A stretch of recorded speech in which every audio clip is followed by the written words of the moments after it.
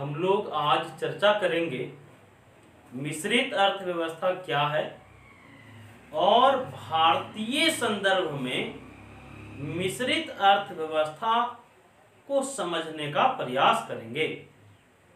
और हम लोग विभिन्न प्रतियोगी परीक्षाओं में इस टॉपिक से किस तरह के प्रश्न पूछे जाते हैं या पूछे जा सकते हैं, इस पर भी चर्चा करेंगे। हम लोग ये बात जानते हैं कि मिश्रित अर्थव्यवस्था पूंजीवादी अर्थव्यवस्था और समाजवादी अर्थव्यवस्था के गुणों का मिश्रण है। मतलब जो मिश्रित अर्थव्यवस्था है उसमें पूंजीवादी अर्थव्यवस्था के गुण भी होते हैं और समाजवादी अर्थव्यवस्था के गुण भी होते हैं। हम लोग पिछले क्लास में पिछले चर्चा में समझे थे, पूंजीवादी अर्थव्यवस्था को समझ चुके थे, समाजवादी अर्थव्यवस्था को भी समझ चुके थे। आज हम लोगों को समझना है मिश्रित अर्थव्यवस्था के बारे में। हम लोग पूंजीवादी अर्थव्यवस्था में ये समझे थे कि जितने भी उत्पादन करने वाले साधन होते हैं, इन साधनों का मालिक कौन होता है? तो निजी व्यक्ति होता है या कोई निजी संस्था होती है। तो हम लोग ये समझे थे कि पूंजीवादी अर्थव्यवस्था में उत्पादन के साधनों का मालिक कौन होगा?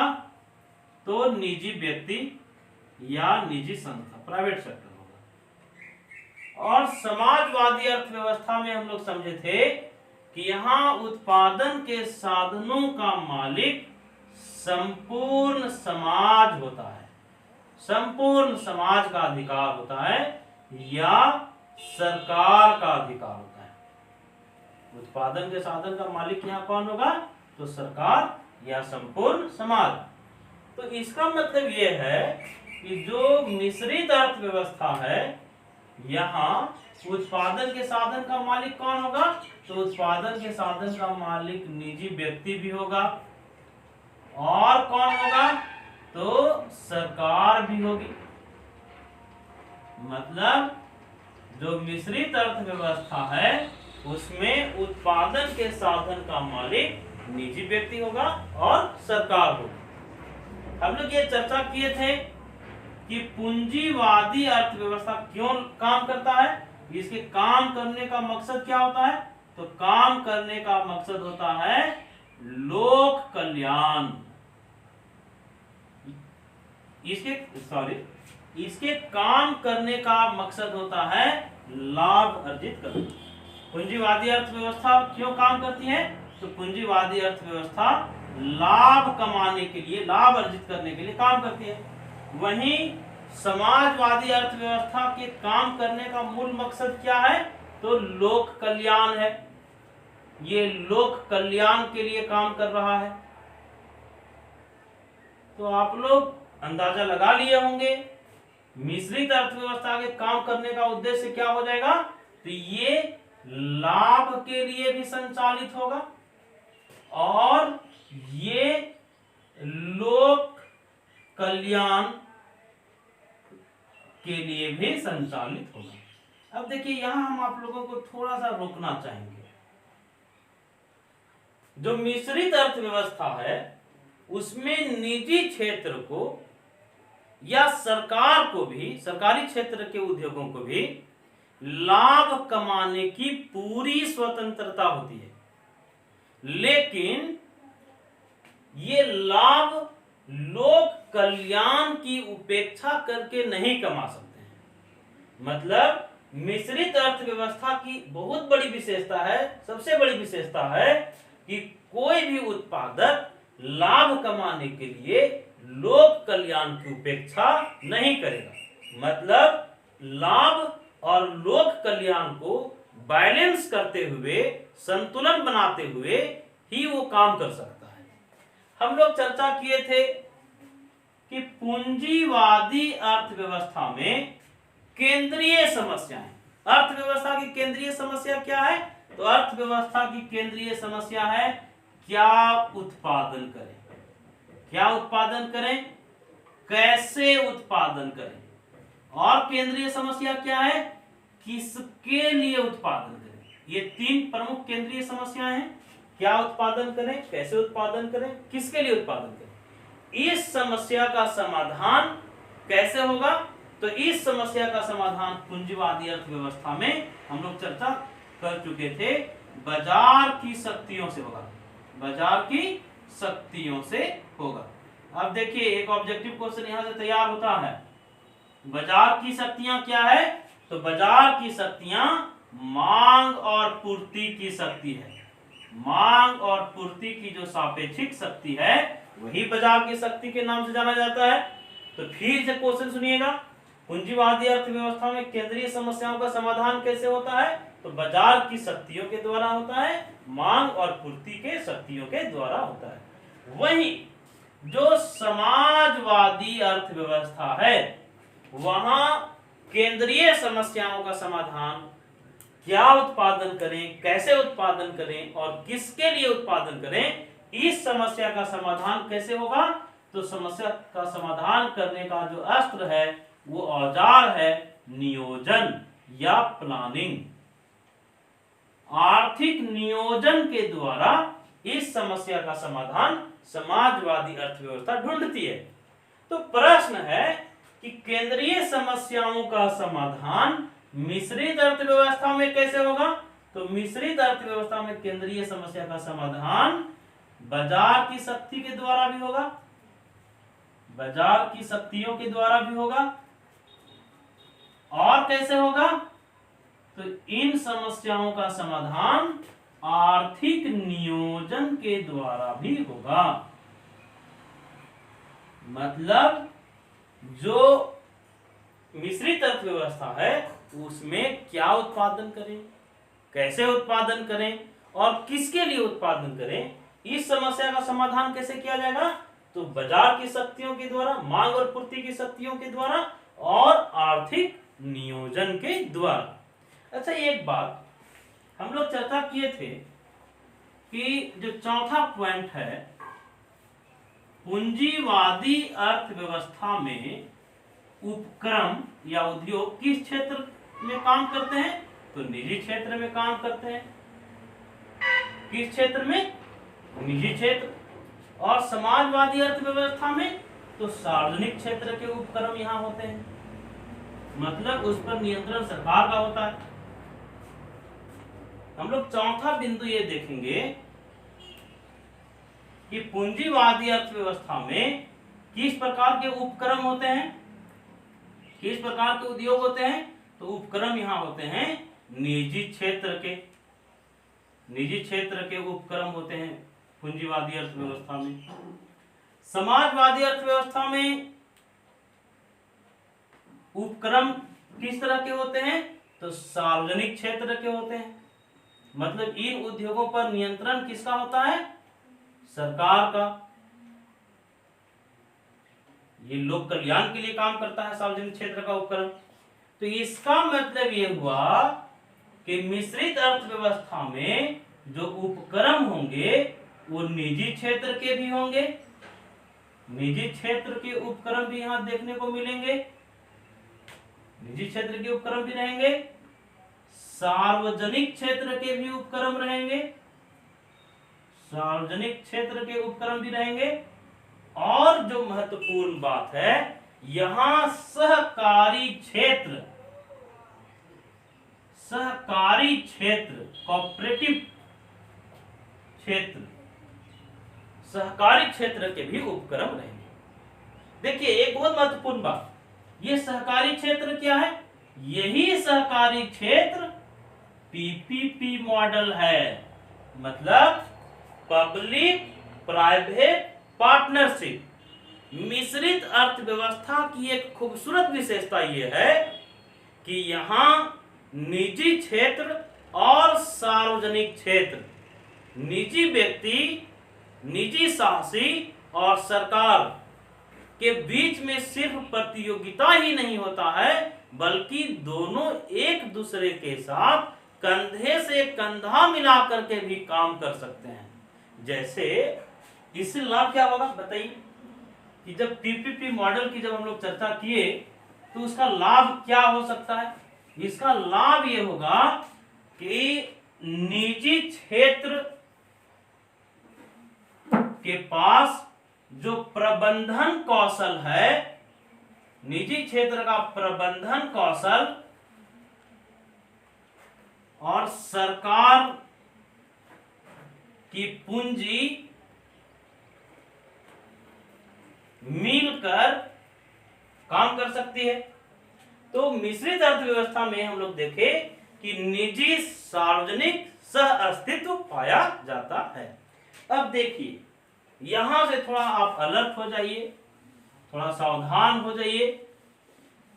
क्वेश्चन जो पूछा जाता है बार बार,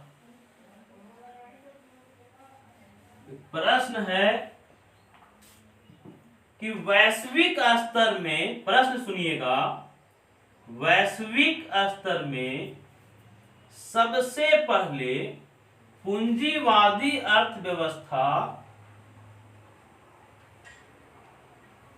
का प्रतिनिधित्व कौन देश किया था। प्रश्न दोहराते हैं, प्रश्न है वैश्विक स्तर पर पूंजीवादी अर्थव्यवस्था का पहला नेतृत्वकर्ता देश कौन था। तो इसका जवाब हम लोग जानते हैं, इंग्लैंड था। हम लोग अपने पिछले क्लास में चर्चा किए थे कि सबसे पहले औद्योगिक क्रांति कहाँ हुई थी। तो सबसे पहले औद्योगिक क्रांति इंग्लैंड में। हम लोग ये भी चर्चा किए थे कि औद्योगिक क्रांति के बाद पूंजीवादी अर्थव्यवस्था कहाँ पहले विकसित हुआ, तो विकसित हुआ था इंग्लैंड में। तो सवाल था वैश्विक स्तर में पूंजीवादी अर्थव्यवस्था का पहला नेतृत्वकर्ता देश कौन है, तो इंग्लैंड। अब समाजवादी अर्थव्यवस्था में भी ऐसा ही सवाल पूछे जाते हैं। समाजवादी अर्थव्यवस्था से भी ऐसा प्रश्न हो सकता है कि वैश्विक स्तर पर समाजवादी अर्थव्यवस्था का पहला नेतृत्वकर्ता देश कौन है। तो पहला नेतृत्वकर्ता देश कौन था, तो सोवियत संघ। हम लोग ये भी जान चुके हैं कि सोवियत संघ का विघटन हो गया 1991 में। देखिए यहां से भी एक प्रश्न बन रहा है कि सोवियत संघ का विघटन कब हुआ, ये टूट कब गया। तो सोवियत संघ का विघटन हो गया 1991 में। सोवियत संघ का विघटन हुआ 1991 में। लेकिन प्रश्न था कि समाजवादी अर्थव्यवस्था का वैश्विक स्तर पर नेतृत्व करने वाला देश कौन है, तो सोवियत संघ है। अब देखिए प्रश्न यहां से बनता है कि मिश्रित अर्थव्यवस्था से, ध्यान से क्वेश्चन को सुनिए, ध्यान से प्रश्न को सुनिए। प्रश्न है कि वैश्विक स्तर पर मिश्रित अर्थव्यवस्था का प्रतिनिधित्व करने वाला देश कौन है। तो वैश्विक स्तर पर मिश्रित अर्थव्यवस्था का प्रतिनिधित्व करने वाला देश कौन है, भारत है। ये हम सबों के लिए गर्व की बात भी है, ये हम लोगों के लिए गौरव की बात भी है कि जैसे पूंजीवादी अर्थव्यवस्था का नेतृत्व किया था इंग्लैंड ने, समाजवादी अर्थव्यवस्था का नेतृत्व करता सोवियत संघ था, वहीं मिश्रित अर्थव्यवस्था का नेतृत्व करता भारत रहा है। अब देखिए यहां से एक और प्रश्न बनता है, एक प्रश्न मिश्रित अर्थव्यवस्था से बन सकता है, कॉम्पिटिटिव एग्जाम के लिए भी ये प्रश्न बहुत महत्व का है कि मिश्रित अर्थव्यवस्था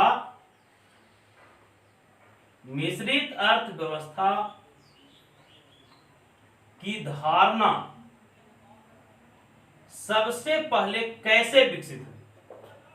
मिश्रित अर्थव्यवस्था की धारणा का विकास कैसे हुआ, हम लोगों को इसके लिए जाना पड़ेगा थोड़ा सा इतिहास में। आप हम लोगों को लौटना पड़ेगा 1929 के आर्थिक महामंदी में, 1929 ईस्वी में पूरे दुनिया में जो आर्थिक महामंदी आया, आर्थिक महामंदी कब आया था? तो 1929-30 में आया था। यहां से भी आपका एक प्रश्न तैयार हो गया कि सबसे पहले आर्थिक महामंदी कब आया? तो 1929 में आया। अच्छा बताइए कि 1929 ईस्वी में जो आर्थिक महामंदी आया होगा, तो इस महामंदी के समाधान के लिए कोई अर्थशास्त्रीय विचार या कोई अर्थशास्त्रीय फार्मूला लगाया गया होगा इसके समाधान के लिए। तो कौन सा फार्मूला लगाया गया होगा? जो फार्मूला उन दिनों प्रचलित रहा होगा। तो उन दिनों आर्थिक महामंदी का मुकाबला करने के लिए जो अहस्तक्षेप की नीति प्रचलित थी, अहस्तक्षेप की जो नीति प्रचलन में था, उसे लगाया गया होगा। ये अहस्तक्षेप की नीति क्या चीज है? अहस्तक्षेप की नीति कहता है कि आर्थिक क्रियाओं में सरकार का किसी तरह का कोई नियंत्रण नहीं होना चाहिए। मतलब सरकार नाम की जो संस्था बनी हुई है वो सिर्फ क्या काम करे? तो ये काम करे सुरक्षा का। सरकार का काम क्या होना चाहिए? तो शासन करना होना चाहिए। सरकार का काम आर्थिक क्रियाओं का संचालन नहीं होना चाहिए। किसी भी तरह की कोई आर्थिक समस्या जो उत्पन्न हुई, उन आर्थिक समस्याओं का समाधान सरकार को नहीं करना चाहिए। ये हस्तक्षेप की नीति थी। और ये विचार हम लोगों को पता है पूंजीवाद से प्रेरित था। पूंजीवादी अर्थव्यवस्था भी क्या मानता है?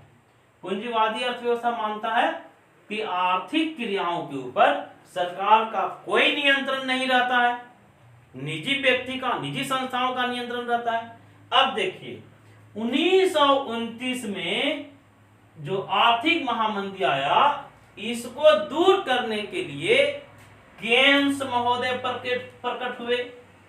केन्स आए और केन्स जो थे वो हस्तक्षेप की नीति के समर्थक थे। हस्तक्षेप। अब यहां से देखिए एक प्रश्न बनता है, प्रश्न पूछा जा सकता है कि पूंजीवादी अर्थव्यवस्था हस्तक्षेप की नीति को मानता है कि अहस्तक्षेप की नीति को?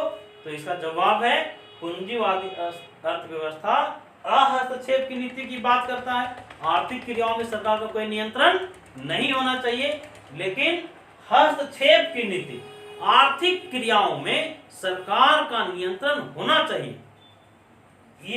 इसके समर्थक कौन है? इसके प्रतिपादक कौन है? तो इसके प्रतिपादक हैं केन्स महोदय। आप लोग ये बात जानते हैं, आप लोग एक देखिए यहां से प्रश्न बनता है कि केन्स की एक विश्व प्रसिद्ध कृति है, विश्व प्रसिद्ध कृति का नाम है the general theory of employment, interest and money. Keynes के प्रसिद्ध किताब का नाम क्या है? हम किताब का नाम फिर से बोल देते हैं, the general theory of employment, interest and money. इस किताब का पब्लिकेशन हुआ था 1936 ईस्वी में। 1936 ईस्वी में केन्स की किताब द जनरल थ्योरी प्रकाशित हुई और केन्स महोदय ने बताया कि आर्थिक क्रियाओं में सरकार का हस्तक्षेप होना चाहिए। अर्थव्यवस्था जब महामंदी के भंवर में फंस गया हो, तो उस भंवर से जब निजी व्यक्ति निकाल नहीं पा रहा हो, तो निकालने की जिम्मेदारी सरकार की बनती है। सरकार को भी उत्पादन पर, कीमतों पर, मजदूरी निर्धारण पर नियंत्रण करना चाहिए। और केन्स ने कहा कि जब अर्थव्यवस्था आर्थिक भंवर में फंसा हुआ हो, तो सरकार को आंखें मूंद नहीं लेना चाहिए। बल्कि सरकार को आर्थिक क्रियाओं में सक्रिय रूप से भाग लेना चाहिए और उस महामंदी को दूर करने के लिए सरकार को किसका प्रयोग करना चाहिए? तो बजट की नीति का, सरकार को राजकोषीय नीति का प्रयोग करना चाहिए। ये कौन बताए? तो केन्स महोदय बताए। इनका किताब कब प्रकाशित हुआ? तो 1936 में प्रकाशित हुआ। केन्स किसके समर्थक थे? तो हस्तक्षेप नीति के समर्थक थे। तो 1929 के आर्थिक महामंदी को दूर करने का जो सूत्र, जो फार्मूला केन्स ने दिया था, उसी फार्मूला में मिश्रित अर्थव्यवस्था की धारणा के बीज पड़े हुए थे।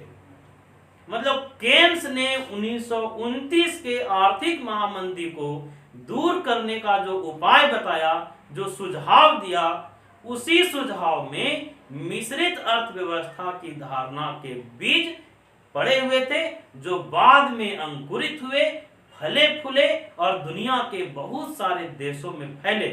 अब देखिए, यहां एक प्रश्न है, यहां से एक प्रश्न पूछा जाता है कि वैसे कुछ प्रमुख देशों के नाम बताएं जहां मिश्रित अर्थव्यवस्था है। कुछ देशों का नाम आपको बताना है, 3, 4, 5 देशों का नाम बताइए जहां मिश्रित अर्थव्यवस्था है। चलिए हम बता देते हैं। मिश्रित अर्थव्यवस्था वाला पहला देश भारत को ही ले लीजिए। भारत। अच्छा, भारत के कुछ पड़ोसियों का नाम बताइए, पड़ोसी देशों का नाम। तो चलिए हम लोग भारत का सबसे पड़ोसी देश पाकिस्तान को जानते हैं। पाकिस्तान में भी मिश्रित अर्थव्यवस्था है। भारत का एक पड़ोसी देश बांग्लादेश है। बांग्लादेश में भी मिश्रित अर्थव्यवस्था है। अच्छा, भारत का एक और पड़ोसी देश श्रीलंका है। तो श्रीलंका में भी मिश्रित अर्थव्यवस्था है। मिश्रित अर्थव्यवस्था वाले कुछ और देश, घाना में भी मिश्रित अर्थव्यवस्था है। और कहाँ मिश्रित अर्थव्यवस्था है? तो मिश्रित अर्थव्यवस्था मिस्र में भी है। मिस्र में भी मिश्रित अर्थव्यवस्था पाया जाता है। तो इस तरह से हम लोग चर्चा कर लिए कि किन किन देशों में, कुछ प्रमुख देशों के नाम बताइए जहां मिश्रित अर्थव्यवस्था है। तो कौन कौन से देश थे? तो भारत, पाकिस्तान, बांग्लादेश, श्रीलंका, घाना और मिस्र। आज हम अपने चर्चा के सबसे अहम पड़ाव की ओर आ रहे हैं। हमारे चर्चा का जो सबसे महत्वपूर्ण पड़ाव है वो ये है, जैसा कि आप प्रश्न देख रहे हैं, हम लोग अभी तक तो समझ लिए मिश्रित अर्थव्यवस्था क्या है। इस प्रश्न का हम लोग जवाब अभी देख चुके हैं, इसके ऐतिहासिक पृष्ठभूमि में भी गए। अब हम लोगों को जो चर्चा करना है वो ये है कि भारत के संदर्भ में, देखिए प्रश्न को फिर से, भारत के संदर्भ में मिश्रित अर्थव्यवस्था की व्याख्या करें। प्रतियोगी परीक्षाओं की तैयारी वाले छात्र भी तैयार हो जाएंगे। यहां से एकदम आप तैयार रहें, क्योंकि यहां से बहुत सारे प्रश्न आपके प्रतियोगी परीक्षाओं के लिए कई बार बनते रहे हैं। उन प्रश्नों पर भी हमारी पैनी निगाह होगी। उन प्रश्नों पर भी हम आप लोगों को थोड़ा रोकेंगे, रोक करके, ठहर करके थोड़ा फिर हम लोग अपनी चर्चा को आगे बढ़ाएंगे। हम लोगों को समझना है भारत के संदर्भ में मिश्रित अर्थव्यवस्था। अच्छा, एक बात, हम इस प्रश्न को भी समझाने के लिए आपसे एक प्रश्न के साथ ही अपनी चर्चा को बढ़ाएंगे। एक प्रश्न है कि भारत की अर्थव्यवस्था मिश्रित अर्थव्यवस्था है। ध्यान से सुनिएगा, भारत की अर्थव्यवस्था कैसी अर्थव्यवस्था है? तो मिश्रित अर्थव्यवस्था है। बताइए कि भारतीय अर्थव्यवस्था मिश्रित अर्थव्यवस्था कब बनी और भारत की अर्थव्यवस्था जो मिश्रित अर्थव्यवस्था है इसका नींव कब और कहां डाला गया? सवाल बहुत ध्यान से सुनिएगा, हम फिर से दोहराते हैं सवाल को। कि भारत की अर्थव्यवस्था अगर मिश्रित अर्थव्यवस्था है तो भारत की अर्थव्यवस्था कब मिश्रित अर्थव्यवस्था बनी और इसका नींव कहां डाला गया था। इसका जवाब है कि भारत की अर्थव्यवस्था को मिश्रित अर्थव्यवस्था कब बनाया गया, तो बनाया गया था 1948 में। भारत की अर्थव्यवस्था मिश्रित अर्थव्यवस्था कब बनी, 1948 में। इसका नींव कहां डाला गया या इसकी बुनियाद कहां रखी गई, तो इसकी बुनियाद रखी गई थी भारत की प्रथम औद्योगिक नीति में। भारत की प्रथम औद्योगिक नीति में। अब आप लोग ध्यान से सुनिए, जो प्रश्न आपसे रह सकता है, भारत की प्रथम औद्योगिक नीति कब बना, 1948 में। प्रथम औद्योगिक नीति कब, 1948 में। फिर यहां हम, जैसा कि प्रश्न था, भारतीय अर्थव्यवस्था अगर मिश्रित अर्थव्यवस्था है तो इसका नींव कब और कहां रखा गया, तो इसका जवाब था 1948 में रखा गया। कहां रखा गया, तो प्रथम औद्योगिक नीति में रखा गया। फिर यहां जो सवाल बनता था कि भारत की प्रथम औद्योगिक नीति कब बना, तो भारत की प्रथम औद्योगिक नीति बना 1948 में। अच्छा, एक चर्चा यहां से एक प्रश्न और बनता है कि प्रथम औद्योगिक नीति किनके द्वारा प्रस्तुत किया गया।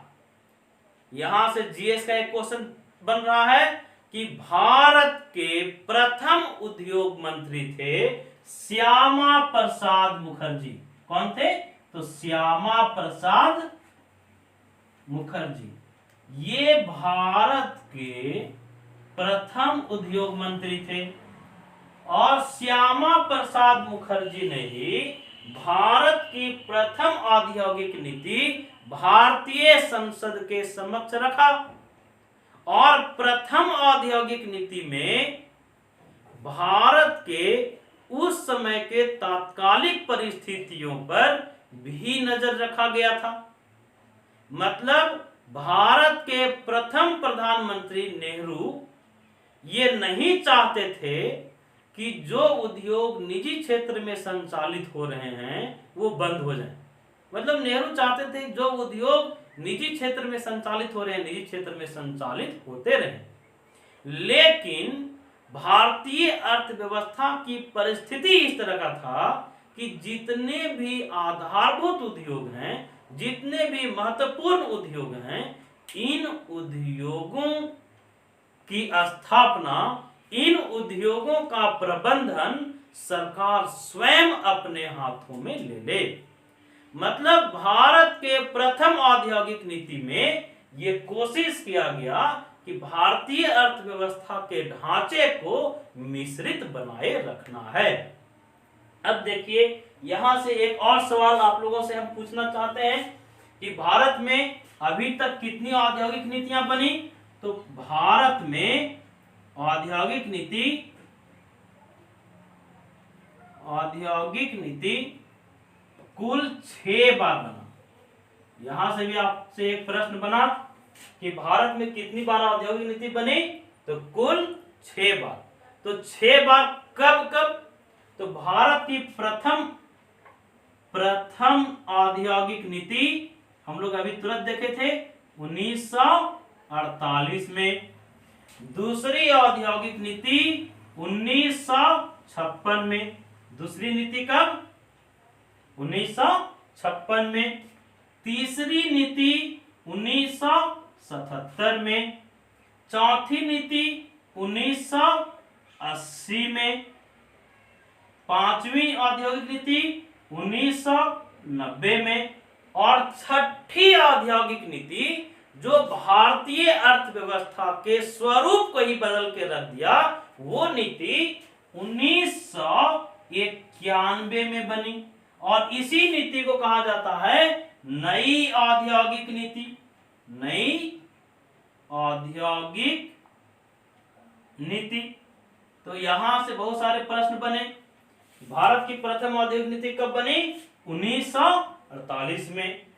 कुल कितना बार औद्योगिक नीति बना, तो तो 6 बार बना। कब कब बना? तो हम लोग देखे, पहली औद्योगिक नीति 1948 में, दूसरी नीति 1956 में, तीसरी नीति 1977 में, चौथी औद्योगिक नीति 1980 में, पांचवी औद्योगिक नीति 1990 में। और नई औद्योगिक नीति कब बना? तो नई औद्योगिक नीति बना 1991 में। अब देखिए, जो प्रतियोगी छात्र हैं, प्रतियोगी परीक्षाओं के जो छात्र हैं, उनको ध्यान से समझना है यहां से, इससे किस किस तरह के प्रश्न बनते हैं। कि जब भारत की प्रथम औद्योगिक नीति 1948 में बना, इसमें भारतीय अर्थव्यवस्था के स्वरूप को, भारतीय अर्थव्यवस्था के ढांचे को मिश्रित बनाया गया। तो आपके मन में ये जिज्ञासा हो सकता है कि 1948 से 1991 के बीच में भारतीय अर्थव्यवस्था जो मिश्रित अर्थव्यवस्था है, क्या उसके स्वरूप में कोई बदलाव लाया गया? तो सबसे महत्व का बात है कि ये जो 6 औद्योगिक नीति जो आप देख रहे हैं, इन 6 औद्योगिक नीति में सिर्फ 1977 की औद्योगिक नीति ही एक ऐसी नीति है जो गैर कांग्रेसी सरकार के द्वारा बनाया गया। गैर कांग्रेसी सरकार या जनता सरकार, जनता सरकार के द्वारा। जनता सरकार की औद्योगिक नीति कौन है? तो जनता सरकार की औद्योगिक नीति 1977 की औद्योगिक नीति है। तो सवाल यहां से ध्यान से सुनिएगा, जनता सरकार की औद्योगिक नीति कौन सी नीति है? 1977 की। हम लोगों को पता है कि 1977 में पहली बार इस देश में गैर कांग्रेसी सरकार बनी। मोरारजी देसाई प्रधानमंत्री बने और उस समय देश के उद्योग मंत्री कौन थे? देखिए, एक सवाल है, 1977 में मोरारजी देसाई प्रधानमंत्री थे, उस समय उद्योग मंत्री कौन थे? तो उद्योग मंत्री जनता सरकार में, जनता पार्टी की सरकार में बने थे कौन? तो जॉर्ज फर्नांडिस। जॉर्ज